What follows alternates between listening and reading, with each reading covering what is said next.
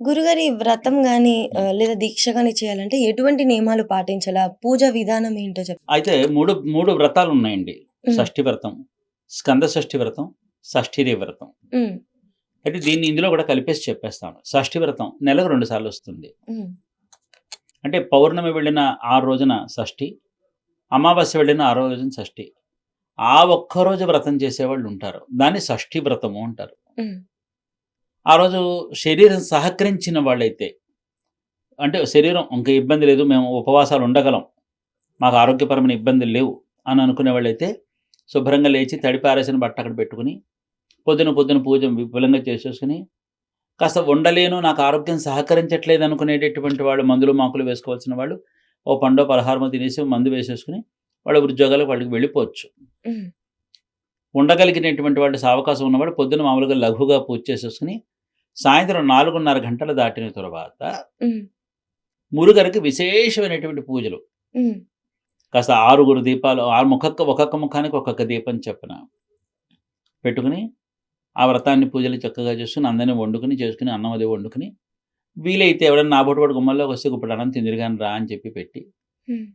లేదా కొంచెం గుప్పుడు ప్రసాదమైన ఇరుగు పొరుగు ఎవరో పంచిపెట్టుకుంటే, ఇక్కడ ఇరుగు పొరుగు పంచిపెట్టుకోవడం అనేది ఎందుకంటారు? ఎవరైనా వస్తే గుమ్మంలోకి అన్నం పెట్టమని ఎందుకంటారంటేనమ్మా, మనం పెట్టింది మన పాలు, మనం తిన్నది మట్టి పాలు. హ్మ్. హ్మ్. అర్థమవుతుందా? మనం తిన్నది మట్టి పాలు. హ్మ్. మనం ఒకళ్ళకి పెడితే అది మన పాలే. హ్మ్. హ్మ్. ఏమ్మా? హ్మ్. అది.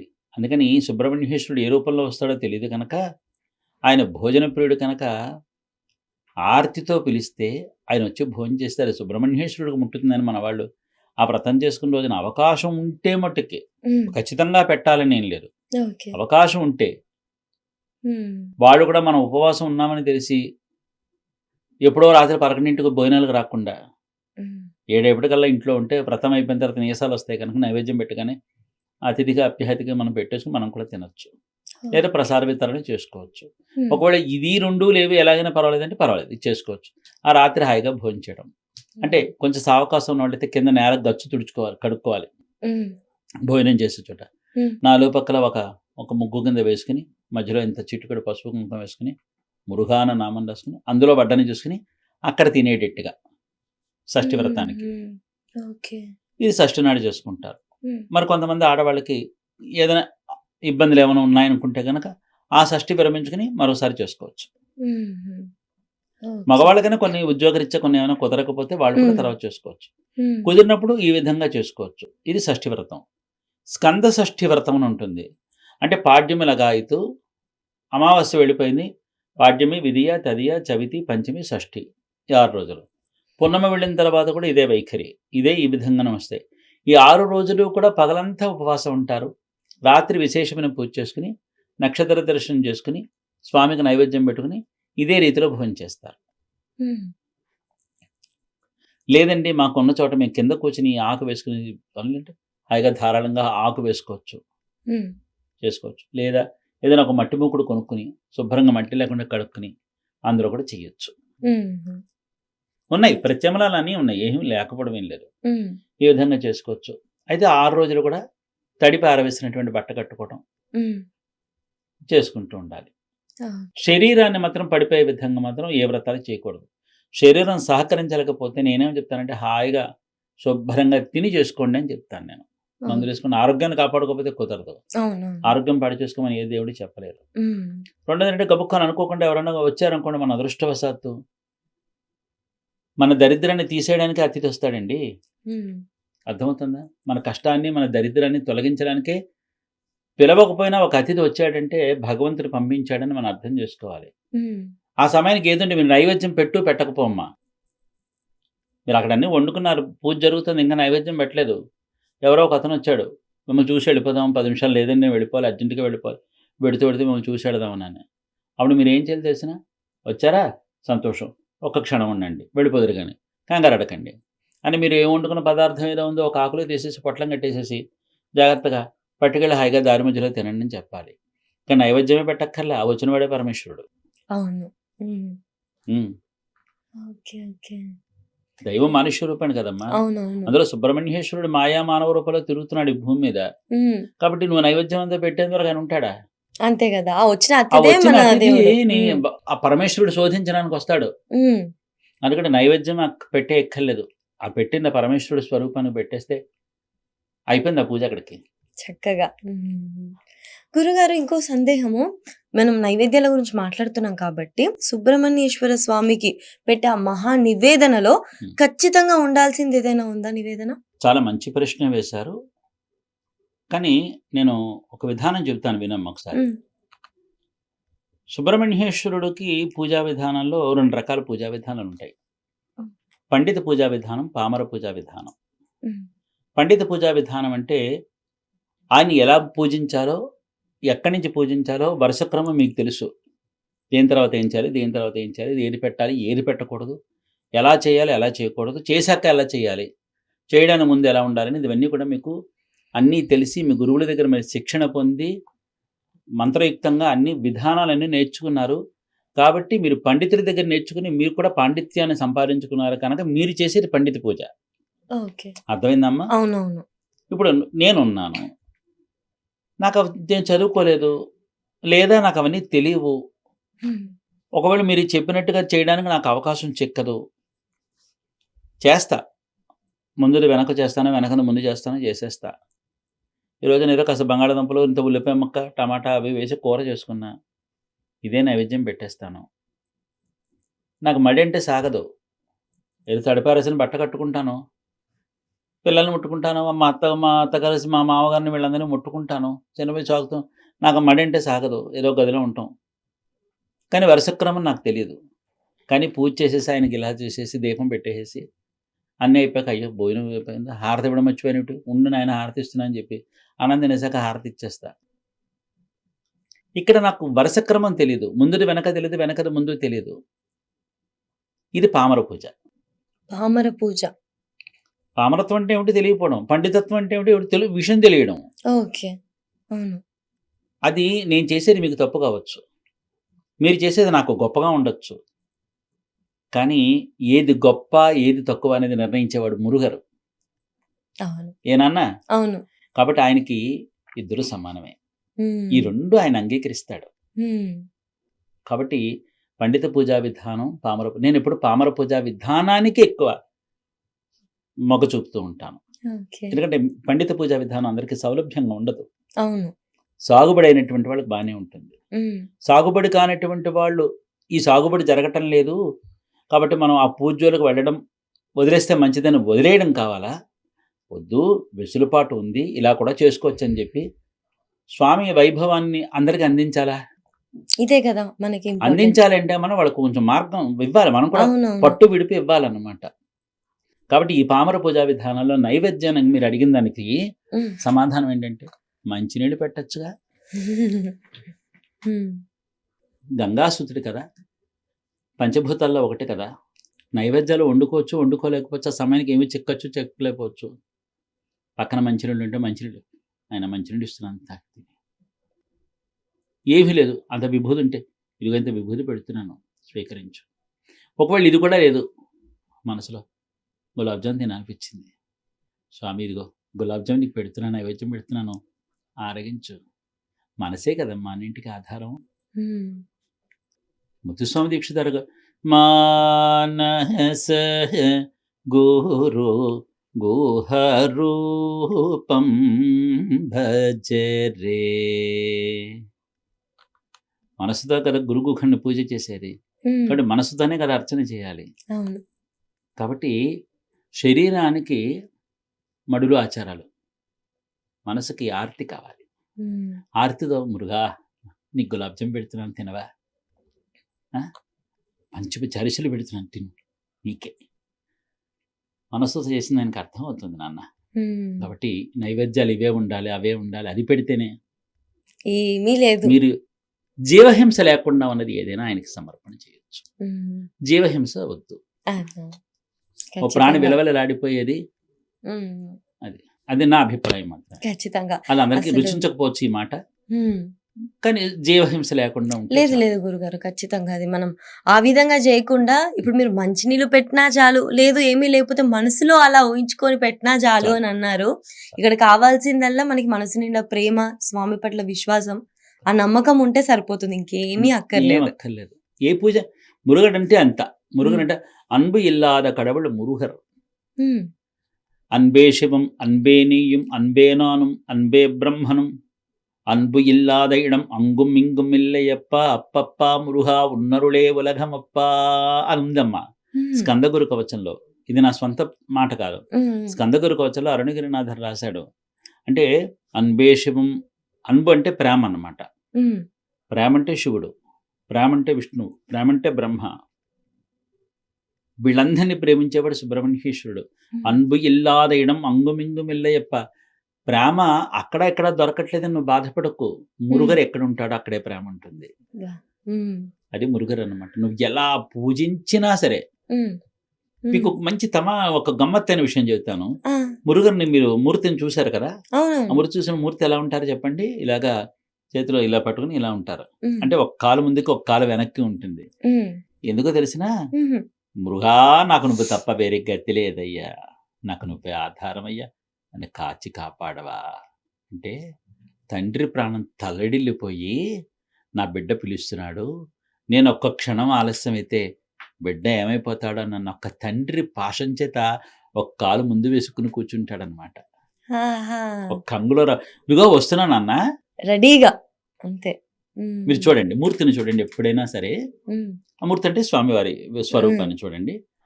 చేతిలో ఆయుధం ఉంటుంది. ఆ! అంటాడన్నమాట. కాలు ముందేసుకొని కూర్చుంటాడు. ఇంకొకటేంటంటే సుబ్రహ్మణ్యుడు ఎక్కడుంటారో శత్రువులు అక్కడుంటారు. ఆయన శత్రు సంహారమూర్తి కదా. హ్మ్. ఎప్పుడైనా మన మీద ఎవరైనా అపోహలు వేసి, నిందలు వేసి, మనల్ని బాధపెట్టి, మనల్ని చిత్రహింస చేయాలనుకునేటప్పుడు నేనున్నానుగా, యాం హ్మ్. ఇర్క భయం ఏన్ నిప్పోమున్నాడు నాం పాతికరేన్ హ్మ్. అంటాడనమాట. అంటే ఒక రాజరిక లక్షణాన్నిచ్చి ధైర్యంగా ముందుకు తీసుకెళ్ళి ఆత్మవిశ్వాసంతో ముందుకు తీసుకెడతాడు. తాను వెనకాల నిలబడతాడనమాట. హ్మ్. అందుకని ఈ విధంగా ఆ ధీరత్వం. ఓకే. ఓకే. చక్కగా మీరు చెప్పిన వ్రతాలన్నిటిని కూడా ఆ నియమాల్ని పాటిస్తూ, మీరు చెప్పిన ఆ భోజన విధానం కూడా కుదిరిన వాళ్ళు నేలపైయే అలా తూర్చుకొని అలా తినడం, లేదంటే ఆకు వేసుకొని తినడము, ఉపవాసం చేయడము, ఒకటేమో ఒక్కరోజు చేయడం ఉంటది. నెక్స్ట్ వ్రతం వచ్చేసి 6 రోజులు వరుసగా చేయడం. మూడో వ్రతం గురుగారు? స్కంద షష్ఠి షష్ఠీదేవి వ్రతం. అది ఏ విధంగా అది చేయాలి? షష్ఠీదేవి వ్రతం కూడా ఏంటంటే ఆ నెల వచ్చే బహుళ షష్ఠిలో ప్రధానంగా చేస్తారు. హ్మ్. శుద్ధ షష్ఠిలో చేయడంలో కూడా తప్పేమీ లేదు. హ్మ్. ఇక్కడ ఇంకో మాట చెప్పాలి మీకు. హ్మ్. శుద్ధ షష్ఠి మీద కొంతమందికి సదభిప్రాయం, బహుళ షష్ఠి మీద తక్కువ అభిప్రాయం ఉంటుంది. ఎందుకని హ్మ్. అమావాస్య ముందందని. 2 ముఖ్యమే. ఓకే. 2 ముఖ్యం. దేనికి ఉండే ప్రాధాన్యత దానికే ఉందన్నమాట. హ్మ్. హ్మ్. ఇది ఏ విధంగా చేసుకోవాలి ఏ వ్రతం? విధంగా చేసుకోవాలంటే ఆ రోజున అందరిని పిలుచుకుంటా అంటే ఘనంగా చేసుకున్నప్పుడు. లేపోతే కనుక ఎవ్ గర్భిణి అయితే కనుక గర్భిణికి ముందు ఆహారం పెట్టి మందులు వేసే ఈ వ్రతం చేయించాలి. ఆ రోజు పొద్దునంతా కూడా మంగళగౌరీదేవికి, హ్మ్. అదే పర్వతవర్ధిని అమ్మవారికి, హ్మ్. ఆ తర్వాత వల్లి అమ్మవారికి, దేవసేన అమ్మవారికి, షష్ఠీదేవి రూపంగా ఒక అమ్మవారికి, వినాయకుడికి, నారదుడికి, అగస్త్యులకి వీళ్ళందరికీ కూడా ప్రతిమలు పసుపుతో తయారు చేసుకొని వీటన్నిటికి పూజ చేసి శనగలు, మొలకలొచ్చిన శనగలు, పెసలు, హ్మ్. ఈ నోము అనమాట. నోము కదా ఇది వ్రతం కదా. అవునవును. హ్మ్. ఇవన్నీ చేసుకుంటారు. ఆ రోజునేంటంటే మన వాళ్ళు హ్మ్. కొంతమంది, అందరూ హ్మ్. కాదు, హ్మ్. కొంతమంది తరిగినటువంటి పదార్థాన్ని వెయ్యరు. తరిగిన ఓకే. హ్మ్. అంటే ఏది కోత పడకూడదు. ఆహా! ఓకే. అంటే కోత అంటే ఇక్కడ దీని భాషలో కడుపు కోత. అర్థమైంది. అంటే కోత అన్న పదం పడనివ్వరు. కడుపు చలవ కోసం చేసేటటువంటిది గనక అవునవును. కోత కూడా కొయ్యరనమాట. మిక్సీలో కూడా వెయ్యరు. హుహు. అలా చేతుల్లో నలిపేసేసేయడము, రోట్లో నలిపేయడము, హ్మ్. ఏదో చేస్తారు ప్రక్రియ. ఆ వచ్చిన ఓకే. వాళ్ళందరికీ శుభ్రంగా పెడతారు. మడవలు తెచ్చిన బట్ట కట్టుకోరు. హ్మ్. మడవలంటే చాకలి. చాకలి తెచ్చినంత బట్ట కట్టుకొని తడిపి ఆరేసేసినటువంటి బట్ట కట్టుకొని ఈ వ్రతాన్ని చేసుకొని, ఈ వ్రత కథ కూడా ఉంటుంది. ఒక 6 కథల దాకా ఉన్నాయి. ఒక్కొక్క కథ మనకు సత్యనారాయణ స్వామి వ్రత కథలు ఏ విధంగా ఉన్నాయో ఓకే. ఇందులో కూడా 6 కథలున్నాయి. ఆ 6 కథలు అయిన అనంతరం చేసుకొని అన్ని నైవేద్యం పెట్టేసేసి, ఆ సమయానికి వాళ్ళ ఇంటి దగ్గర ఉన్న పిల్లులు తిరుగుతుంటే అంటే అమ్మవారి స్వరూపంగా భావించి పాలు పోసుకుంటారు. అలా అని ఇప్పుడు పిల్లుల్ని తీసుకొచ్చి పెంచమని ఏం కాదు. ఒకవేళ ఉంటే. ఒకవేళ ఉంటే, లేకపోతే పర్వాలేదు. హ్మ్. ఆ తర్వాత ముందు ఆ పురిటాలకి అమ్మాయి గర్భిణికి ముందు అన్నం పెట్టేయాలి పాపం. హ్మ్. చిన్న పాపం ఉండలేదు. లేట్ అయిపోతే మరి ఉండలేదు కదా. అవునవును. లేదు అమ్మాయికి ఇంకా ఆకలి లేదంటే కనుక ఒక 6 విస్తరలలో ఆ అమ్మాయి తొలి వడ్డన హ్మ్. ఆ అమ్మాయి చేసుకుంది కదా! తొలిబడ్డాను మనం పరమాన్నం. ఓ పరమాన్నమో మరొకటో కొంచెం తీపి వడ్డించు విస్తర్లు. ఇంక చాలులే నువ్వంటూ వడ్డించావు కదా! వదిలేయి నేను చూసుకుంటానులే. ఆ అమ్మాయిని పక్కన పెట్టేసేసి ఆ పిల్లకి భోజనం పెట్టాడు. వచ్చిన వాళ్ళందరికీ భోజనాలు ఎట్టించడం. ఆ రోజున అరిటాకులు బయట పడేసుకోకూడదు. ఆ! ఆ మర్నాడు బయట పడేసుకోవాలి. ఇవన్నీ ఎత్తేసేసి మన ఇంట్లో ఓ మూల పెట్టుకోవాలి. ఓకే. పెట్టుకుని ఆ మర్నాడు బయట పడేసాడు. చక్కగా ఈ వ్రతం చేసుకుంటే దీనివల్ల వచ్చే ఫలితం ఏంటో ఒక్కసారి చెప్పరా గురుగారు? సంతానం లేదనుకునేటటువంటి వాళ్ళకి సంతాన భాగ్యం కలగడము, ఆ వంశంలో ఎవరికి కూడా సంతానం లేదనే బాధని ఎవరికీ కలగనివ్వకుండా ఉండడం. ఓకే. ఓకే. కొంతమందికి అంటే గర్భస్రావాలు అయిపోతూ ఉంటాయి. అవ్వకుండా ఉండేలా చేస్తుంది ఈ వ్రత మహిమ. హ్మ్. హ్మ్. కొంతమంది పిల్లలు గడికట్టిన తర్వాత కొంతమంది వెళ్ళిపోతూ ఉంటారు. హ్మ్. ఇంకా ఆ వంశంలో ఎవరికీ అటువంటి పరిస్థితి రాకుండా చేస్తుంది. ఓకే. మీరు చెప్పేది మిస్‌క్యారేజెస్ లాంటి ఎటువంటి సమస్యలు లేకుండా చేసి పెడుతుంది. ఓకే. కడుపు కోత లేకుండా చేస్తుంది. హ్మ్. సంతానం లేదని బాధపడే వాళ్ళ ఇంట హ్మ్. ఆ సంతానం ద్వారా వంశాన్ని వృద్ధిలోకి తీసుకొచ్చేటట్టుగా చేసి పెడుతుంది. హ్మ్. పిల్లలకు బాలగండాలు, బాలారిష్టాలు లేకుండా చేస్తుంది. దారి తప్పినటువంటి పిల్లల్ని మళ్ళీ బుద్ధి సక్రమంగా పెట్టి, సరైన దారిలో పెట్టి, మళ్ళీ వాళ్ళ అమ్మా, నాన్నకి పిల్లల వల్ల దగ్గరయ్యేలాగా. ఎటువంటి మనస్తాపం లేకుండా చేసి పెడుతుంది. హ్మ్. హ్మ్. చక్కగా ఇప్పుడు ఈ ఎపిసోడ్ చూసే ప్రతి ఒక్క యూటీవీ ప్రేక్షకులు కూడా ఇది తెలుసుకొని అవును. కుదిరితే పాటిస్తే చాలా బావుంటుంది అని అనుకుంటున్నాను. ఉందమ్మా పాటించాలి. ఎందుకంటే వెసులుబాటు అనేది ఉంది ఇక్కడ. అవును. ఇలాగే చెయ్యాలి. అవునవును. అమ్మో! లేపోతే కష్టం హ్మ్. అనేది లేదు ఇక్కడ. అవును. అందరికి వీలైన విధంగా అందుబాటులో ఉండే విధంగానే ఉంది ఉంది. గానీ, ఏదో ఇది జేయాలి అనంటే ఇంత నిష్టగా లేదు. ఉండాలి, ఇబ్బంది పడే విధంగా లేదసలు. లేదు. అటువంటిది లేదు. చాలా హ్మ్. మంది మీకు ఇక్కడ ఇంకో విషయం చెప్పాలి. హ్మ్. సుబ్రహ్మణ్యేశ్వరుడికి మడెక్కువ, నియమం ఎక్కువ, అవునవును. నిష్ట ఎక్కువ. ఆయన గనక మనం సరిగా పూజించకపోతే ఆయనకు కోపం వస్తుందంటారు. అందరికి ఒక దండం పెట్టి చెప్తున్నాను. ఆ అపోహ పెట్టుకోవద్దు. హ్మ్. అసలలా ఏమీ లేదు. పెట్టుకోవద్దు. హ్మ్. పెట్టుకోవద్దు. హ్మ్. స్కంద షష్ఠి కవచంలో తమిళ్‌లో ఉంటుంది. స్కంద షష్ఠి కవచం. ఆ కవచంలో 2 పదాలు చెప్పి మీకు నేను ఆ పర్యాయం చెప్తాను నేను. చెప్పండి. எத்தனை கூரைகள் எத்தனை பிழைகள் எத்தனை அடியேன் எத்தனை செய்யும் பெற்றவன் நீ குரு பொறுப்பது உன் கடன் பெற்றவள் குரமகள் పెట్రవళామే అంటే ఒక భక్తుడు లేదా ఒక భక్తురాలు హ్మ్. జీవితంలో చాలా డస్సిపోయి అలిసిపోయి హ్మ్. మురుగరి దగ్గరకు వచ్చి దీనస్థితిలో ఉందన్నమాట. హ్మ్.